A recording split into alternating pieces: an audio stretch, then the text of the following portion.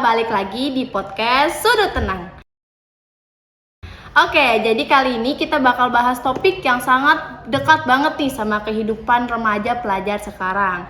Nah, jadi kita bakal bahas topik yang berjudul manajemen stres. Nah, kali ini aku juga gak sendirian nih, aku bakal ditemani sama seorang pelajar yang bakal menceritakan bagaimana pengalamannya menghadapi stres di rumah maupun di sekolah. Oke, halo Raka. Halo Kak. Oke, boleh dong perkenalan diri dulu? Halo semua, nama gue Raka. Gue dulu sering banget ngalamin stres gitu, dan sekarang gue bisa ngehandle semua itu. Oke, kira-kira bisa ceritain gak tuh awal mulanya kamu ngerasa stres itu gimana?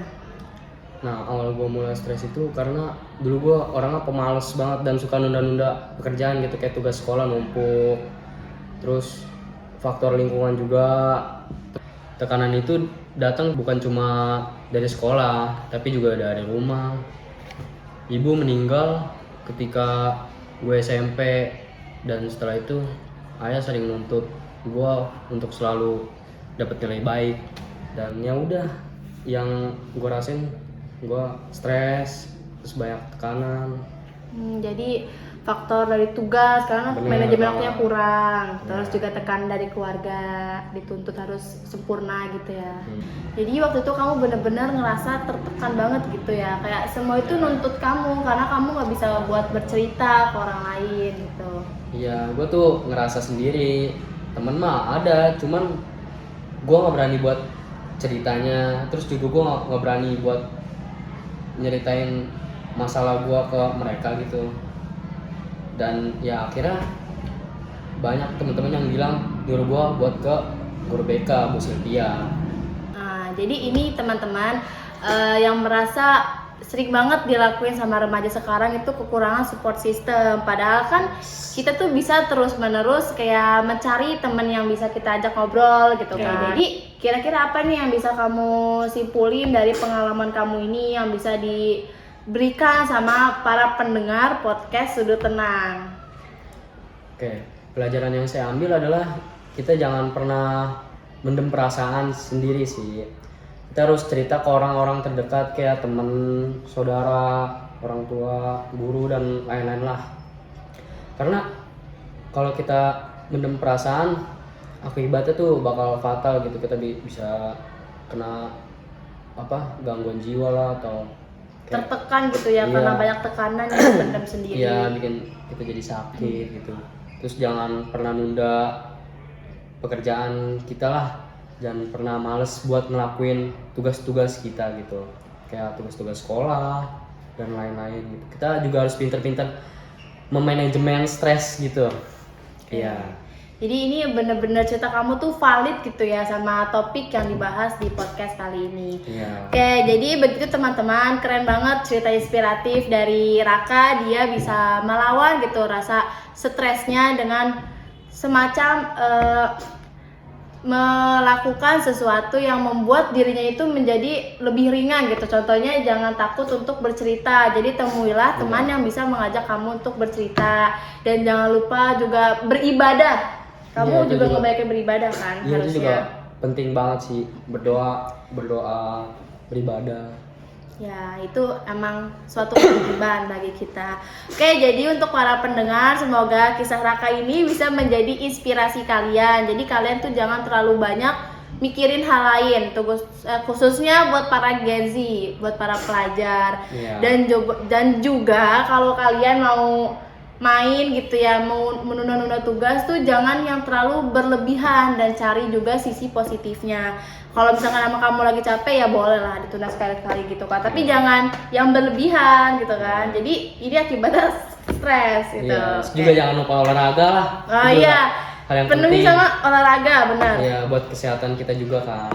Jadi olahraga juga salah satu ini ya, faktor kamu bisa keluar dari stres ini. Banget, karena kan kayak lari juga itu kan juga Bakar ngebuat kita, kalori dan bakar iya, ingatan. jadi kita Sama- nggak gampang stres lah. Betul. Oke, jadi segitu aja teman-teman buat podcast kali ini dengan topik manajemen stres. Oke, saya juga berterima kasih untuk Raka karena telah menceritakan, membagi tentang kisah inspirasinya. Semoga dengan teman-teman yang mendengarkan ini kalian bisa terus merasa diri kalian itu harus bisa terbuka gitu. Iya. Pokoknya kesimpulannya manajemen waktu. Iya, manajemen waktu. Terus bisa harus bisa terbuka, berolahraga, beribadah. Beribadah. Oke, jadi segitu aja. Oke teman-teman, selesai sudah podcast kali ini. Terima kasih dan jangan lupa tunggu kita di episode selanjutnya di podcast Sudut Tenang.